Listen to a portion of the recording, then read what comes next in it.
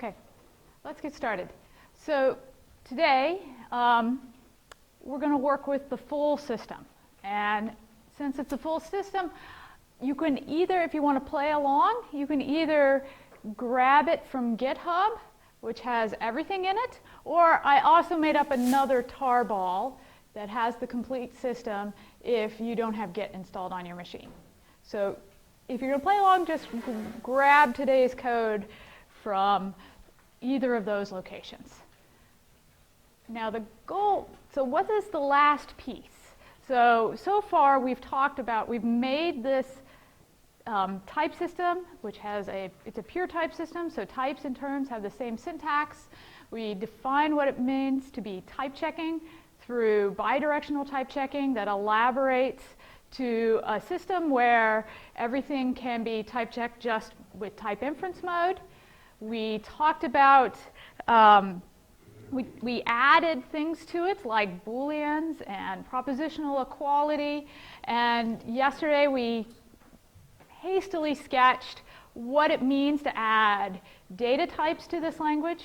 If you want the full gory details, you can look at the code, and it explains in very much detail how data types work. And then today we're going to talk about the last piece. We're going to talk about the for all in the name of Pi for all. We're going to talk about type erasure, or just erasure in general. So why do I care about erasure? Why is erasure important? So I come from a background of functional programming, type functional programming. So when I was a grad student, the very first thing I learned in grad school was the ML programming language. And even before I learned Haskell. And in ML, one of the great things I learned about ML is it had this property called type erasure. And what does that mean? That means that ML types don't stick around until runtime. Somewhere in the ML compiler, even though the ML compiler has all these polymorphic functions, and you instantiate the polymorphic functions when you use them, and actually you don't have to do that. The ML compiler does it automatically for you. It still erases all of that type information before it actually runs your code. Why is that a great thing? I thought that was really cool, right? But why is that really, really neat? Why does the ML compiler do that? And the Haskell compiler, GHC, it does it too. Why? Why is that important? Should we ask Simon? It's faster, yes. Yeah. I mean, if you think about it, what is a polymorphic function? It's a function that takes an argument that's a type argument. And if you don't erase the type argument, you actually have to create a representation of the type and apply that function to that type representation whenever you invoke a polymorphic function. And you never use polymorphism in a language like ML or Haskell. No. all the time, right? I mean, you use it so often you forget about it. Every time you use a list, it's polymorphic. And all of your operations over lists are polymorphic. You're like cutting out half of the arguments by erasing the type information. So it makes a big deal to the efficiency of an ML compiler or a Haskell compiler that you can erase types.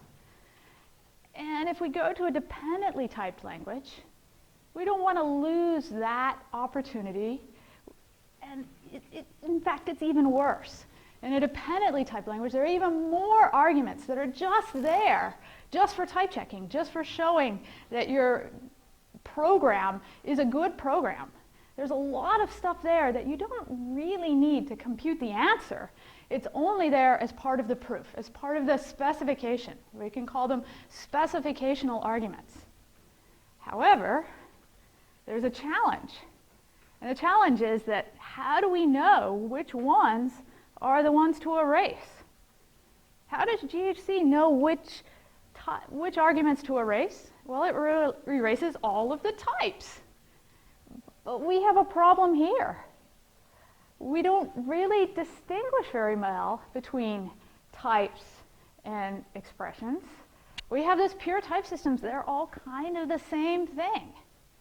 And even more, we sometimes might use expressions like numbers, natural numbers, just for specificational purposes. And we might want to erase those too. So we might want to erase not just types, but more than types. And it's even hard to tell what are the types to begin with. So how do we solve the problem of erasure in a dependently typed language? So there's a lot of solutions out there. And some of you may have seen some solutions already. So what does Coq do? Does Coq have a solution to this? So yeah, so there's this thing in Coq where there's set and then there's prop. And they completely separate the worlds. And when you create something, you have to decide whether you're creating a set or you're creating a prop. And when you extract Coq code so that you can go and run it, which I encourage you to actually run your Coq code sometime, right? All the props go away. They do not get extracted, only the set, only the parts that are in set. But that's not the only way. So are there any drawbacks to set versus prop? Yeah. Yeah. Well, yeah. Whenever you create a data structure, you have to decide, does this data structure live in prop or set, right? And really, whether something is erased, it kind of becomes a property of how it's created, right? But in some sense, that's not quite right. Because whether you can erase something, that's actually a property of how it's used, right? How do you know that we can erase types in Haskell? We can erase types because you never, ever use them. What does use mean, right? What would stop us from erasing types in Haskell or in ML? Yeah. Yeah, some sort of type case. If we did a case analysis, if we eliminated a type, right, to try to figure out, is this int or is this bool at runtime, then we couldn't erase it. And that's the same idea that holds here, right? Something is erasable if you never use it, if you never eliminate it. So if you just pass it around, that's okay. If you pass it around and use it in types, that's okay. But if you ever use it, if you ever say, well, this number, is it 1 or is it 2, then we can't erase that number. But if we have a number that we only use in types and we only use for type checking, that number is perfectly fine to be erased. And so it doesn't really matter whether it's a prop number or a set number. What's more important is how we use it. Okay, so I want to show you how we could take that idea and work it into Pi for all. But I think there might have been a question back here. Did you have a question? Oh, well, I'm just wondering, I mean, there are cases in Coq where we eliminate on prop. Huh? Where you can eliminate on prop to make other props. Right, but you can do that in the middle of a computation too. No, it's singleton elimination. Singleton elimination. You can open up something that doesn't have it there, or given an example. So you're pointing out that in Coq, there's a special kind of elimination where if you know what you're going to get to begin with, like it's a singleton type, like it's a type that only has one element in it, and you pattern match on it, that's not really doing much at runtime, because you could, before you even run the program, you know what you're going to get. There's only one case. And there's an important example of that kind of elimination. That's the equality type, is a singleton type. It only has one member, that's REFL. And so Coq allows you to erase equality elimination, subst, before you run your code. Right? So yes, there is that one special case of erasure. And we'll want to also support that too. We'll also want to be able to erase equality elimination. Okay. Come back. Okay. So what I'm going to talk about is I'm going to show you how we can add erasure to this language. And I'm going to base it on, let me give you some references. So I'm going to base it on some ideas by Mikkel. It's called, so Alexander Mikkel. There's a logic that's called the implicit calculus of constructions. And then some later work, Bruno Barris and Bruno Bernardo,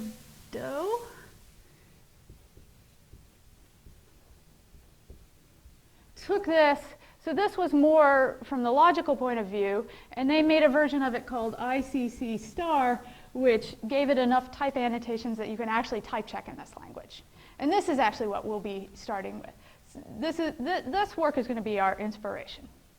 But I should point out that these are not the only alternatives to set versus prop. So Frank Finning had a version that reasons about whether you need arguments in a dependent type system at runtime.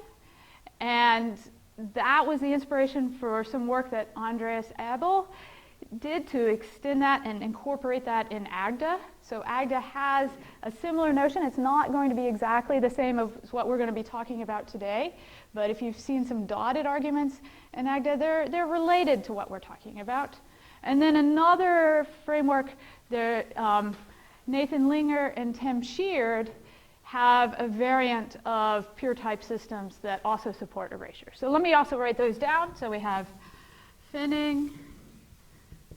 Frank Finning has something it's about 10 or 15 years old, and Andreas Abel based his extensions to Agda on top of that, and then Nathan Linger and Tim Sheard also have another formulation. Okay, so here we want to talk about when is an argument not used at runtime. So our first example, we're going to go back to this polymorphic identity function. Is this big enough to read? Can you read this? Can you? I can make. Let me just make it options. Let me just make it slightly bigger. Okay. Right. And so before we wrote our polymorphic identity function like this. Right. A. ID equals lambda a x dot x, right? This is the polymorphic identity function, and that should type check. But this polymorphic identity function, we would like it that this type argument to the polymorphic identity function, it doesn't have to be around at runtime. We want to mark it so that this is an erasable argument to this function. That there's no need for the polymorphic identity function. It doesn't use that type A. Look, right? It takes A as an argument, but there's no A in the body of the function. There's no point to have it. So in Pi for all, we're going to indicate erasable components with square brackets. I'm going to call this, it's a different kind of function type. So with round brackets, that's the Pi type. With square brackets, I'm just going to pronounce it for all. Right? But it's a lot like Pi, except the only difference between it and Pi is that it indicates that this argument is not necessary. This is an erasable argument. And since I have a different quantifier, I'll just mark the binding a little bit differently, just to remind us when we're looking at it that this A is intended to be an erasable argument for the function. So let's check it out, make sure that this works. Right, and so yes, right, so that also type checks, and now we know that ID, it has an implicit argument. And when we use ID, right, so when we use ID, right, whenever we use ID, when we give it an argument, the application with this for all, we're also going to mark that application. And again, it's just so that when we look at the code, we can tell that that bool component is something that's going to be erased.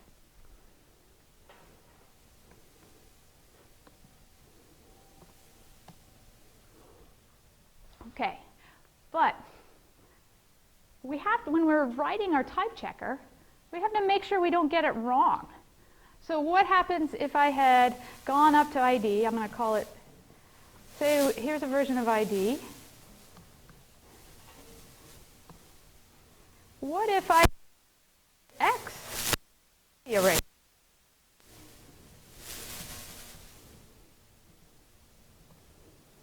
Like that. Should this type check? No. Why? We use x, right? We return it. Right? And so we would hope that when our type checker would actually give us an error message that says that, hey, this variable x, you said it should be erased, but you actually do use it. But what does it mean to use a variable in an expression? I think that's the real loaded question. Right? That's what we have to decide. So when we type check abstractions and give them this for all type, we're going to have to check that argument and make sure that it's not actually used. And use can be a little bit subtle, right? Because this font version, okay, so that one is bad, so I will comment it out. What about this version?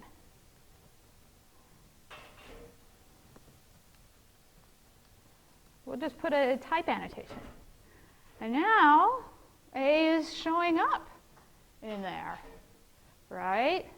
Is A used in that version of ID? No. Why does that, there's an A there. Why does that not count as a use, but the X does count as a use? Yeah. Right, so certain parts of our expressions are going to be more important than other parts. Things like type annotations, when we're thinking about uses, we want to ignore the type annotations. Right, so let's just make sure, right? Let's put this. Right, so yeah, so here you can see this ID prime does type check, even though we have an A there. And we can get even more crazy. What about this version? Make another version, right, where we have ID AX. Right? Does that count? Here we have A again. It's not in a type annotation. It still appears in the body. Does that count as a use?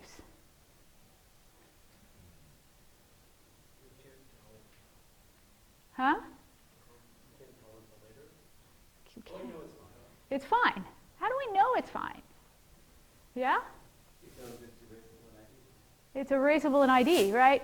Yeah, and we can tell because it's actually that A appears only in the square bracket, right? Because it's an argument to another erasable thing, right? And that's why it's important that the type tells you whether an argument is erasable or not, so that when you use it somewhere else, you can sort of transitively know whether all the things that you rely on, whether they use their argument, right? Because just because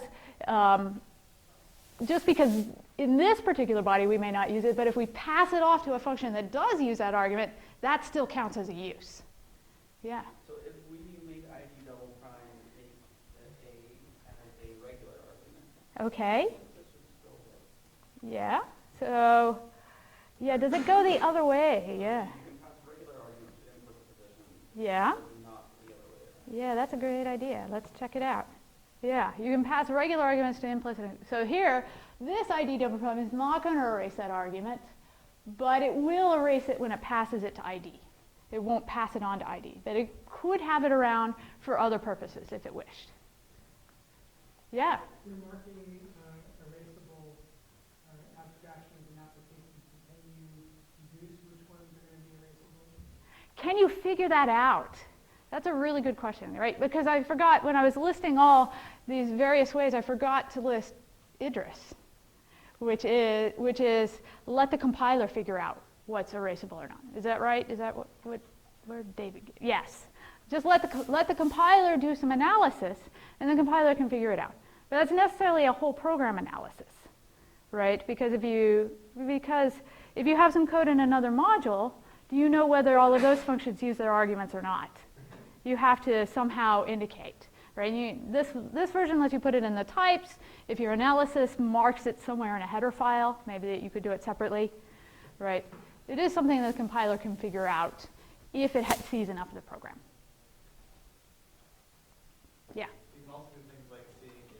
one argument completely determines another argument, and then you can erase the one argument. One argument determines another argument. So for example, in a vect, Yeah. you know that it's the empty vect when the n is 0. So you Yeah. Okay, so actually what you're talking about is what is, let's, yeah, but let's talk about the interaction between erasure and data structures, right? So here we've just looked at functions, right, that take arguments, but sometimes you might put those things in data structures. And does that count as a use, right? Like if we, for example, right, so say we define some sort of data structure, like list.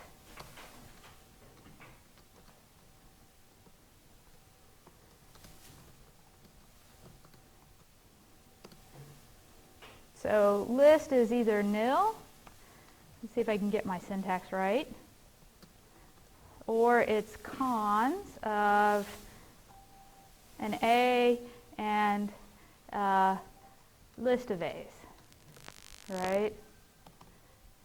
Now, here's a function that just wraps up cons. So obviously I can give it this type.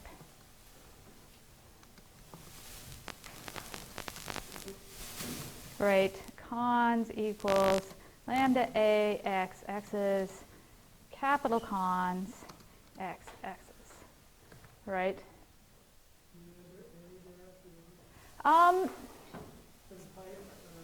Oh, at the end, yes, that. Let's see if I got that.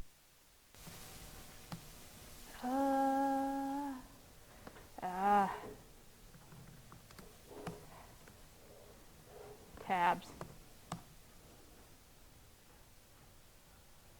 Oh, and we have to say that list is itself a type, at type 0. Okay. Could I make A implicit in this example? Right, so here this cons, this one right here, this cons is a polymorphic function. It just wraps up the data constructor cons. You would think that in Haskell, certainly, that type argument's erasable. So should we be able to do this?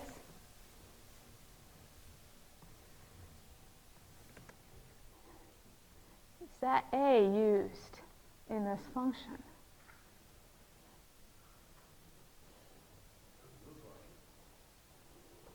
Doesn't look like it.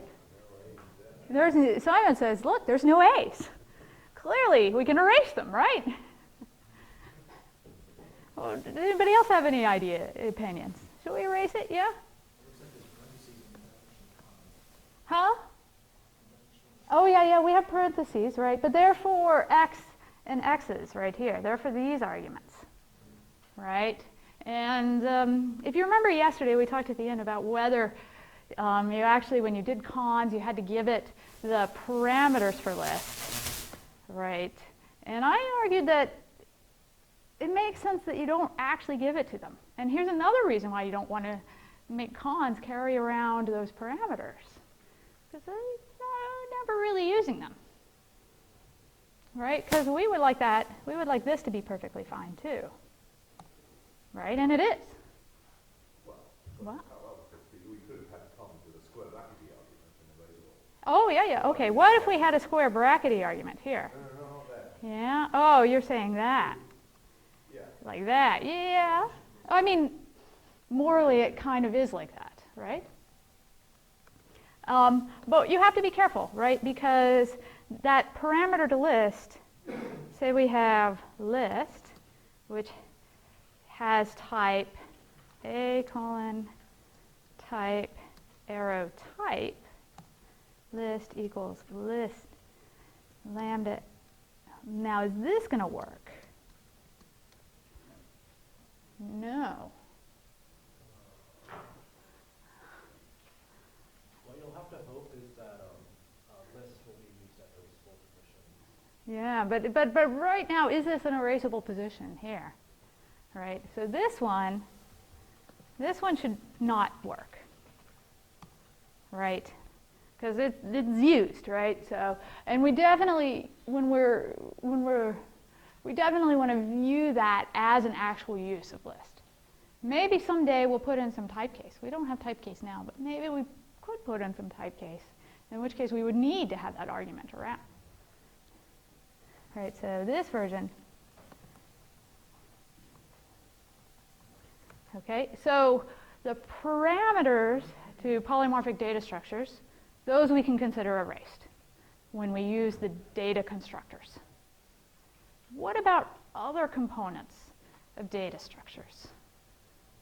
All right, we saw yesterday that the data structure, that data types do a lot of different things. All right, so if you remember yesterday, we looked at this fin. Oh, I don't have it. Version 3. Test fin1.py. We looked at this code yesterday, right? And it may be that, so when you have 0, for example, right, n is going to be erasable, but we're using curly braces here, or parens. M and this proof are not erasable. But maybe we don't want it to be like that, right? Do we really need to keep that M around at runtime? And in suck, do we really need that M and that proof that n is equal to suck M? Right? What's the really important part of fin? Right? Fin should just be like a number, right? So all we should really need are 0 and then successor of the predecessor there, right? The other arguments should be completely erasable. And so we should be over here. Let's take fin and rewrite it. Put it with a couple square brackets. All right, so all I'm doing here is saying that certain components of a data structure can also be erasable components. Okay, so that, oh, we don't have that.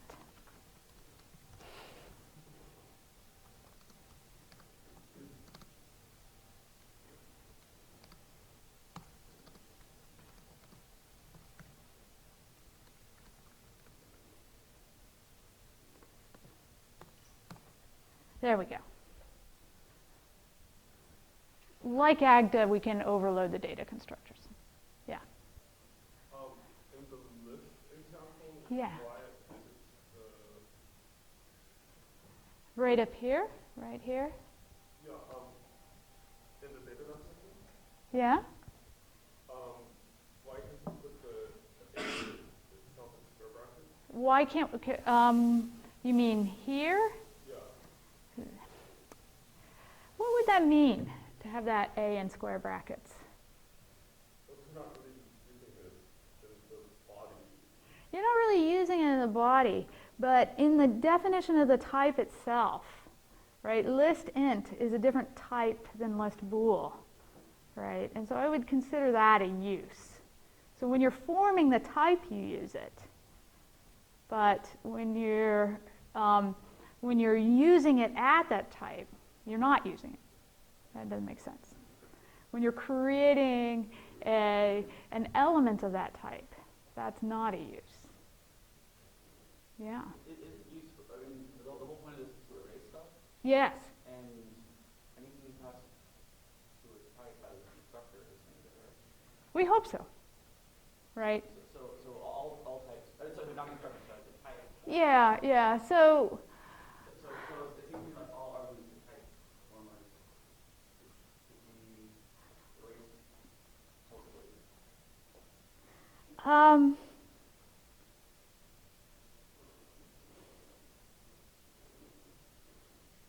So I haven't really got to something yet, right? So there's actually 2 reasons to have erasure. We've only been talking about one of them so far, which is making your code fast.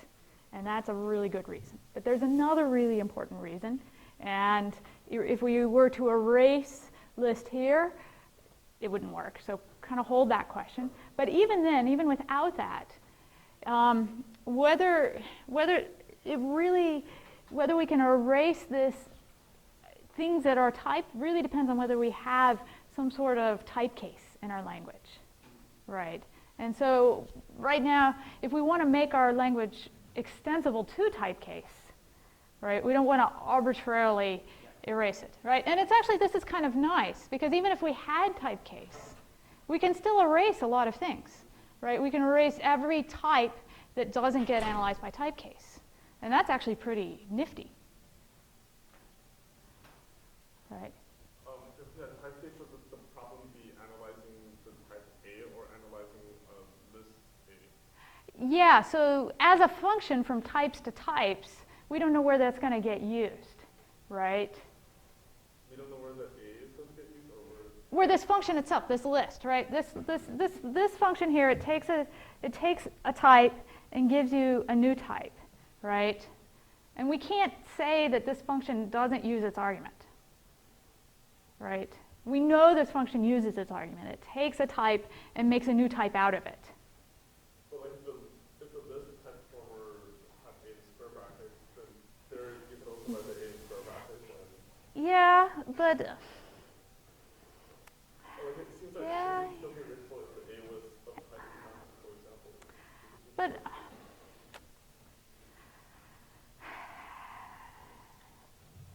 when you put things in square brackets, you're kind of saying they don't matter. But it matters when you're thinking about types. It matters whether you have a list of Booleans or a list of units, especially if you're going to do a type case. You might want to find out whether you have a list of Booleans or a list of units. Right? If we had a type case and we put this in square brackets, right, we wouldn't be able to look at the A part. We would only be able to look at the list part. Right? We would not be able to make that A matter at runtime. But wouldn't that also hold up that A was in that? And if it was in square brackets, then you can't look at it not in square brackets either. Yeah, yeah. Well, actually, so let's talk a little bit more about data structures and having components that are erasable and non-erasable, right? So when we have functions like list, type to type, you kind of have to view types as just data structures. Type is this infinitely extensible data structure, data type, with lots of elements in it, like nat and list and bool and whatever new and fin and whatever new things that you define, right? You can view those type constructors as data constructors of type. Now, it's not an inductive data type, but you can kind of view that information as data, right? And if you had a type case, you could look at that data. Okay. Yeah. Is it true that what we're talking about here is not the same as implicit arguments and the idea of So the terminology gets overloaded, right? So I'm basing this on implicit calculus of construction. So they call them implicit arguments there. But in AGDA, implicit arguments are really inferred arguments. That's the one in the curly braces. And that's nothing to do with it, right? So you notice there's still no inference going on, right? We're not in, like when we had the identity function, right? We didn't infer this argument, right? So Haskell, everything that's erased is also inferred. So that seems very nice to call them implicit. But we're making a distinction here. Things could be erased or not, and things could be, well, they're never inferred, but we could eventually go take this language and add some kind of inference to it so that we could leave things out, right? But yes, it is I find that terminology very confusing, especially when people say implicit arguments. You kind of need to know what context they're talking in. Okay, so we can define data structures that have components that are erasable. What does that mean, that this component is erasable? Right? Why do we have to do this? Why should we do this in the first place? To make it run fast. To make it run fast, right? But when you create a data structure, you're kind of storing something away, right? And when you do erasure, you have to erase everywhere. So even in all of your data structures, you have to know which parts of the data structures to keep and which parts of the data structures are only there for specification. So it'll make it run fast by making your data structures take less memory to represent. And also, when you use these data structures, when we use 0 and suck, we will use them a little bit differently, right? So say we have 0, right? So say we want to say something, this is fin 0, right? Fin 0 has no elements. How about we do fin suck 0? Fin 1 has one element. What is it? Right? It is called 0. But what arguments are there to 0? How can I create this? 0 is the nat. And then what else? N equals suck 0. Well, what is n? It's going to figure it out. N is this guy, suck 0. We need a proof that suck 0 equals suck m, but m is 0, so suck 0. What's a proof that suck 0 equals suck 0? REFL! So we put REFL here, right? And actually, I think I even made the parser that we're using actually even lets us do this. But don't think that this is efficient in any way. It's still unary. It's all in the parser. Right, so, right, oh, back up here. We have this guy. Yeah, this language actually forces all parameters to type constructors to have curly, or to have parens around them. No erased arguments to type constructors. So it will complain if you even try to do that. VeroREFL was not found.